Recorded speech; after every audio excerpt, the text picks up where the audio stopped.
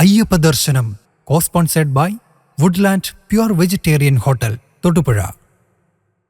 ഹൈറേഞ്ചിന്റെ കവാടമായ തൊടുപുഴയിൽ രുചിവൈവിധ്യങ്ങളുടെ നിറക്കലവറയായി വുഡ്ലാൻഡ്സ് വെജിറ്റേറിയൻ ഹോട്ടൽ. കൈപ്പുണ്യത്തിന്റെ മികവ് തെളിയിച്ചുകൊണ്ട് വിവിധയിനം ദോശകൾ, നോർത്ത് ഇന്ത്യൻ, ചൈനീസ് എന്നിങ്ങനെ കലർപ്പില്ലാത്ത വെജിറ്റേറിയൻ വിഭവങ്ങൾ. ഗ്രഹാതുരത്വം തുളുമ്പുന്ന അന്തരീക്ഷത്തിൽ വിശാലമായ കാർ പാർക്കിംഗ് സൗകര്യത്തോടെ Woodlands vegetarian hotel, Thodupuzha Muvattupuzha road, Madakkathanam, Kochangadi. ഇരട്ടി മധുരവുമായി വുഡ്ലാൻഡ് സ്വീറ്റ്സ് എന്ന മധുരക്കലവറയും. ഞങ്ങളുടെ മറ്റൊരു സഹോദര സ്ഥാപനം വിജയ ബ്രിക്സ്, മടക്കത്താനം, കൊച്ചങ്ങാടി.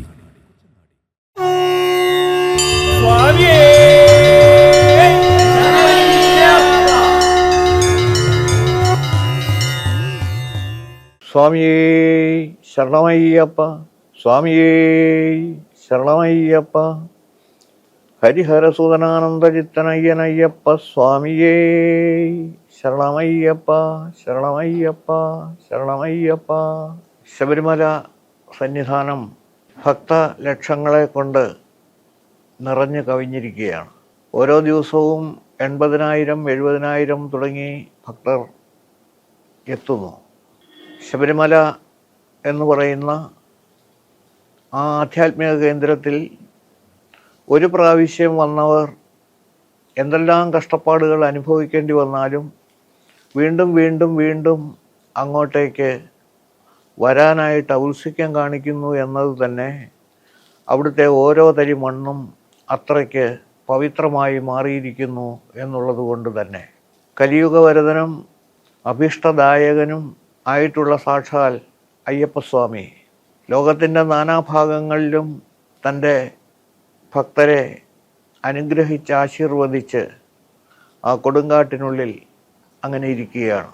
പക്ഷേ അദ്ദേഹത്തെ മനസ്സിലാക്കിക്കൊണ്ടാണോ അറിഞ്ഞും കൊണ്ടാണോ അങ്ങോട്ടേക്ക് ഭക്തകോടികൾ എത്തുന്നത് എന്ന് ചോദിച്ചാൽ, എല്ലാവരും ശബരിമലയ്ക്ക് പോകണു, ഞാനും ശബരിമലയ്ക്ക് പോകണു എന്ന് പറയുന്നവരായിരിക്കും കൂടുതലും.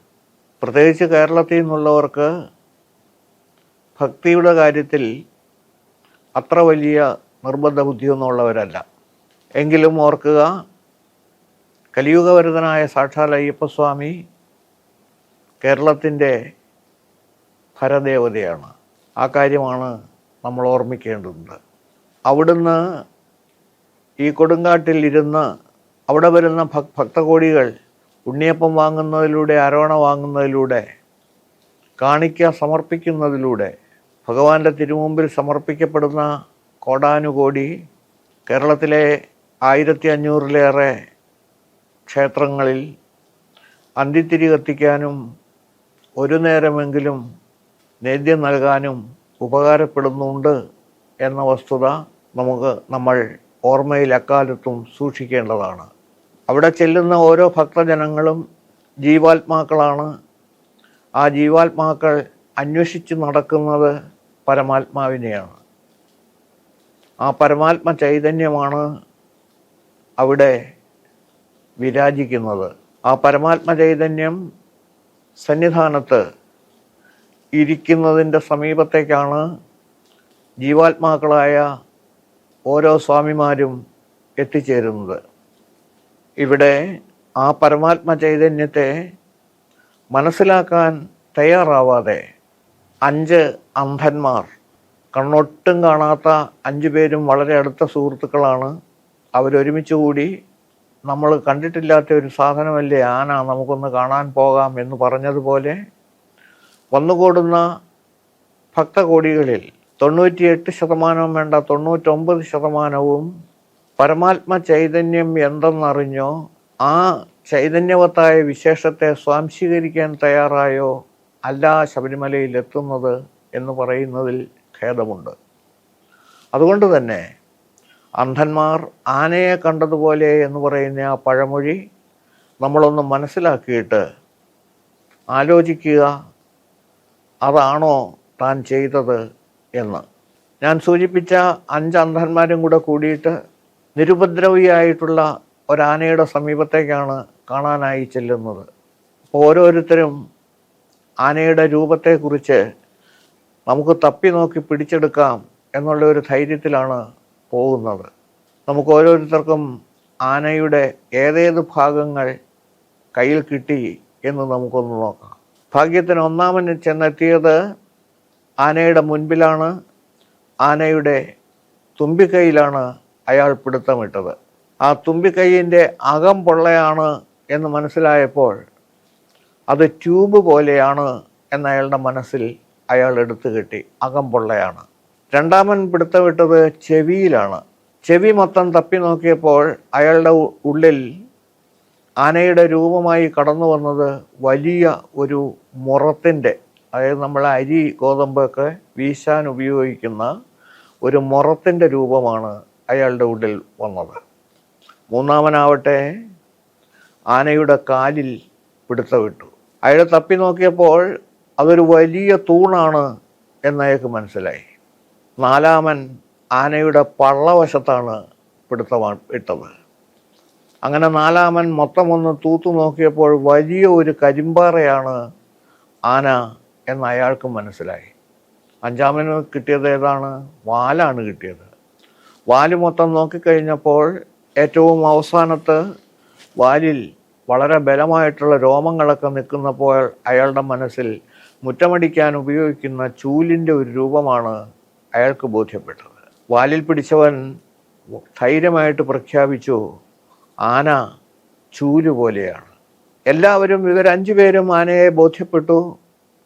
ആന മുറം പോലെയാണ്, ആന ട്യൂബ് പോലെയാണ്, ആന പാറ പോലെയാണ്, ആന തൂണ് പോലെയാണ്, ആന ചൂല് പോലെയുമാണ്. ഇവർ തമ്മിലുള്ള തർക്കം ഒരു കാരണവശാലും പറഞ്ഞവസാനിപ്പിക്കാൻ സാധിക്കില്ല എന്ന് എല്ലാവർക്കും മനസ്സിലായി. പക്ഷെ ബുദ്ധിമാനായ ഒരു മൂന്നാമൻ ഇവരുടെ തർക്കമെല്ലാം കേട്ടു.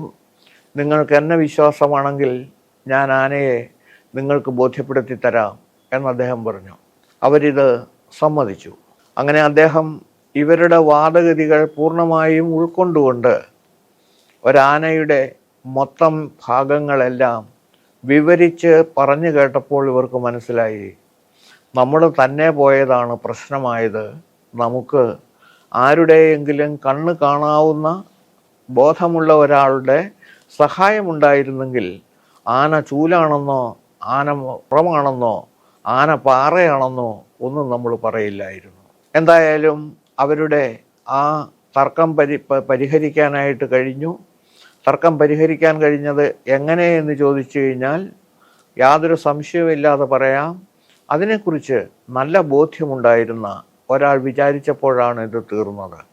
ഇവിടെ നമ്മൾ മനസ്സിലാക്കാൻ തയ്യാറായിക്കൊണ്ടിരിക്കുന്നത് നമ്മുടെ ഉള്ളിലുണ്ട് എന്ന് നമ്മൾ വിശ്വസിക്കുകയും വിചാരിക്കുകയും അതെന്ത് എന്ന് അന്വേഷിക്കുകയും ചെയ്യുന്ന ജീവാത്മാവും പരമാത്മാവും ഒന്നു തന്നെ എന്ന് ബോധ്യപ്പെടാൻ വേണ്ടിയിട്ടാണ്. ആ തരത്തിൽ ജീവാത്മാവും പരമാത്മാവും ഒന്നു തന്നെയാണെങ്കിൽ അത് നമുക്ക് എങ്ങനെ ബോധ്യപ്പെടാനായിട്ട് സാധിക്കും എന്നതിനെക്കുറിച്ച് ഇനിയൊന്ന് ആലോചിച്ച് നോക്കുക.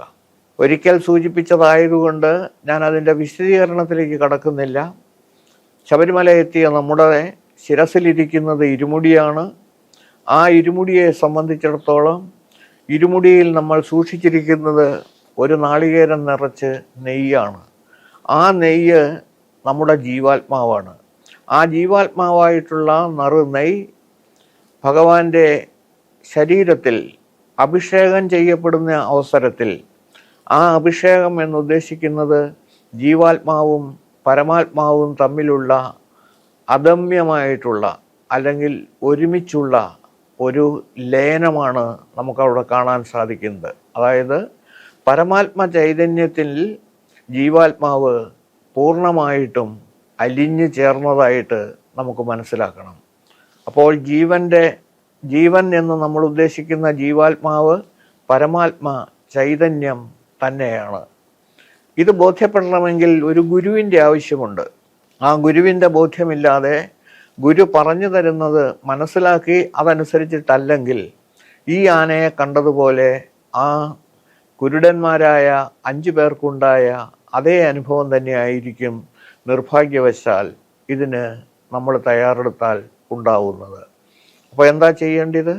തീർച്ചയായിട്ടും പരമാത്മ ചൈതന്യം എന്താണെന്ന് നമ്മൾ ബുദ്ധിയേക്കാളേറെ യുക്തി കൊണ്ടും അതിലേറെ ജ്ഞാനസമ്പാദനത്തിലൂടെയും ഗുരുവിൻ്റെ സഹായത്തോടെയും ബോധ്യപ്പെട്ട് ആ ബോധ്യത്തിലൂടെ മുമ്പോട്ട് പോകാൻ തയ്യാറാകുമ്പോൾ മാത്രമേ നമുക്ക് ജീവാത്മാ പരമാത്മാ ഐക്യത്തെക്കുറിച്ച് മനസ്സിലാവുകയുള്ളൂ. സ്വാമിയേ ശരണമയ്യപ്പ. നിങ്ങളുടെ സന്നിധാനത്തേക്കുള്ള യാത്രയിൽ വളരെ ഗൗരവതരമായിട്ടുള്ള 2-3 അവസ്ഥകളുണ്ട്. അത് എല്ലാവരുടെയും ശ്രദ്ധയിലേക്ക് വേണ്ടി സമർപ്പിക്കുകയാണ്. ഒന്നാമത്തേത്, മഴ പെയ്തിട്ട് ദിവസങ്ങളായിരിക്കുന്നു. ശരാശരി ദിവസേന 1,00,000-നടുത്ത് ആളുകൾ സന്നിധാനത്തേക്ക് വന്നുകൊണ്ടിരിക്കുന്നു. പമ്പയിലെ ജലസ്രോതസ് അല്ലെങ്കിൽ ജലത്തിൻ്റെ ഒഴുക്ക് വളരെ കുറഞ്ഞിരിക്കുന്നു. അപ്പോൾ പമ്പ മലിനമാകാതെ സൂക്ഷിക്കേണ്ടുന്ന ഉത്തരവാദിത്വം സ്വാമിമാർക്കും ഉണ്ട്. സ്വാമിമാരപ്പോൾ എന്താ ചെയ്യേണ്ടത്? പമ്പയിൽ പരമാവധി ശുചിത്വ ബോധത്തോടു കൂടി തന്നെ ഇറങ്ങുക, കുളിക്കുക. നമ്മൾ കൊണ്ടുവരുന്ന ഇരുമുടിക്കെട്ടിൽ ഒരു അംശം പോലും പ്ലാസ്റ്റിക് ഉപയോഗിച്ചിട്ടില്ല എന്ന കാര്യം ഉറപ്പായിട്ടും തീരുമാനിക്കുക. അങ്ങനെ പ്ലാസ്റ്റിക് തീരുമാനിക്കാനായിട്ട് തയ്യാറായി കഴിഞ്ഞാൽ നമ്മുടെ കയ്യിൽ അതില്ല എന്നും ഒരു കാരണവശാലും നമ്മുടെ ഇരുമുടിയിൽ ഇല്ല എന്നും തീരുമാനം വരുത്തേണ്ടുന്നതും തീരുമാനമാകേണ്ടുന്നതും നമ്മുടെ ഉത്തരവാദിത്വമാണ്. അതോടൊപ്പം തന്നെ പ്ലാസ്റ്റിക്കിന് 2 ചെറിയ കുപ്പികൾ നിങ്ങളുടെ കെട്ടിൽ വരാൻ വളരെ സാധ്യതയുണ്ട്. ഒരെണ്ണം തേനാണ്, മറ്റൊന്ന് പനിനീരാണ്. പനിനീരും തേനും വാങ്ങിക്കണ്ട എന്ന് പറയുന്നില്ല.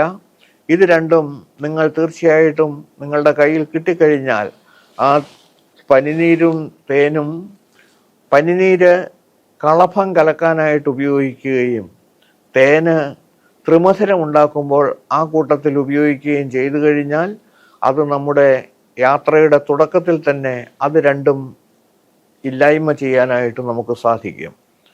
അതേപോലെ തന്നെ എല്ലാവരും അവരവരുടെ കൈകളിൽ ഒരു സ്റ്റീൽ പ്ലേറ്റും ഒരു സ്റ്റീൽ ഗ്ലാസും കരുതണം.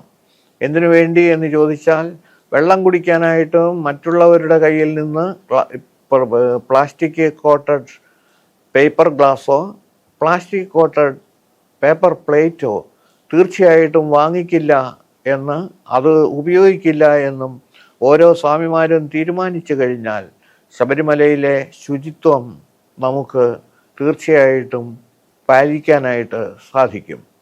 ശബരിമലയെ സംബന്ധിച്ച് നമ്മുടെ ഉള്ളിൽ വ്യക്തമായ ഒരു കാഴ്ചപ്പാടും വ്യക്തമായ ചിന്തയും ഉണ്ടാവണം.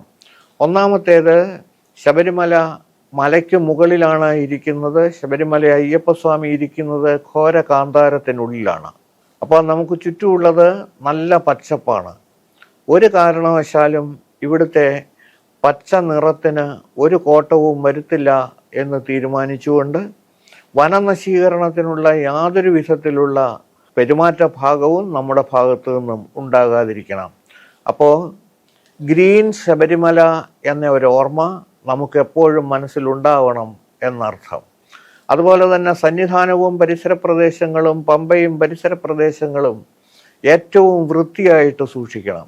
ഏറ്റവും വൃത്തിയായി സൂക്ഷിക്കുക എന്ന് പറഞ്ഞാൽ ഒരു തരത്തിലുള്ള മാലിന്യങ്ങളും നമ്മളായിട്ട് അവിടെ നിക്ഷേപിക്കുകയില്ല എന്ന് തീരുമാനിക്കുക.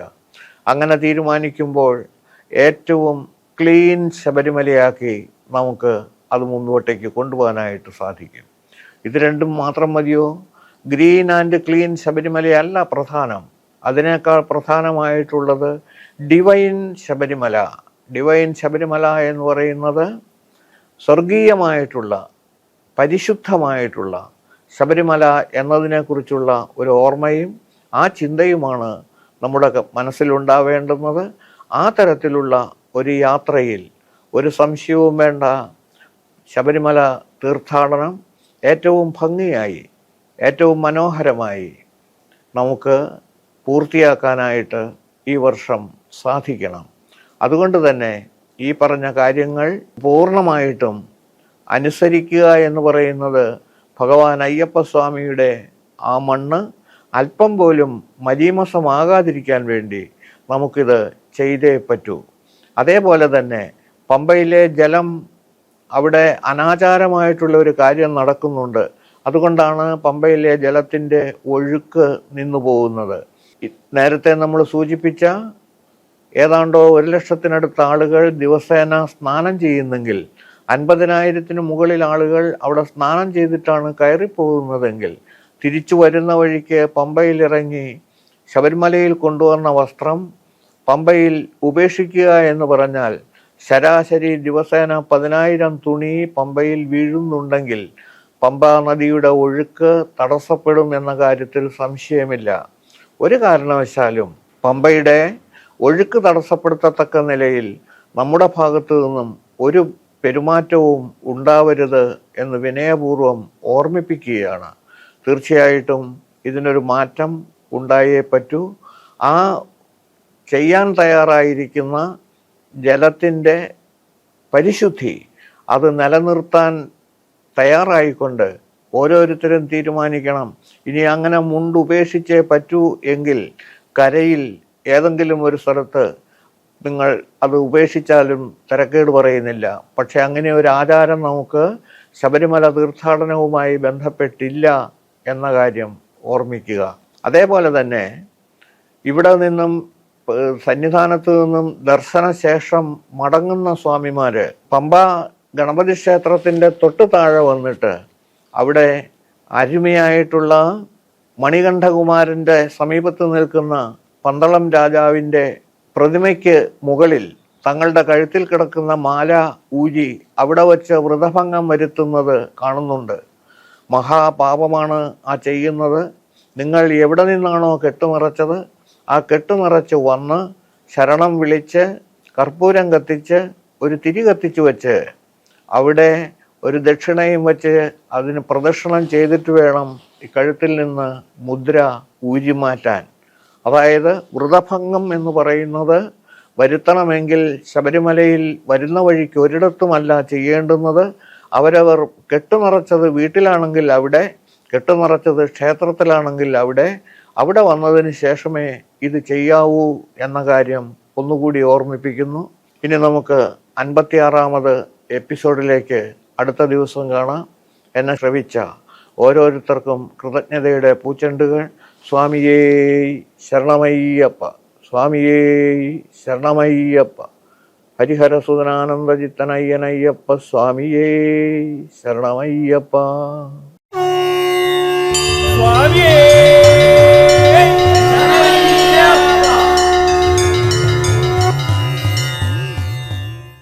അയ്യപ്പ ദർശനം co-sponsored by Woodland pure vegetarian hotel Thodupuzha.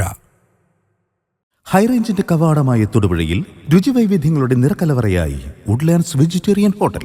കൈപുണ്യത്തിന്റെ മികവ് തെളിയിച്ചുകൊണ്ട് വിവിധയിനം ദോശകൾ, നോർത്ത് ഇന്ത്യൻ, ചൈനീസ് എന്നിങ്ങനെ കലർപ്പില്ലാത്ത വെജിറ്റേറിയൻ വിഭവങ്ങൾ. ഗ്രഹാതുരത്വം തുളുമ്പുന്ന അന്തരീക്ഷത്തിൽ വിശാലമായ കാർ പാർക്കിംഗ് സൗകര്യത്തോടെ Woodlands vegetarian hotel, Thodupuzha Muvattupuzha road, Madakkathanam, Kochangadi.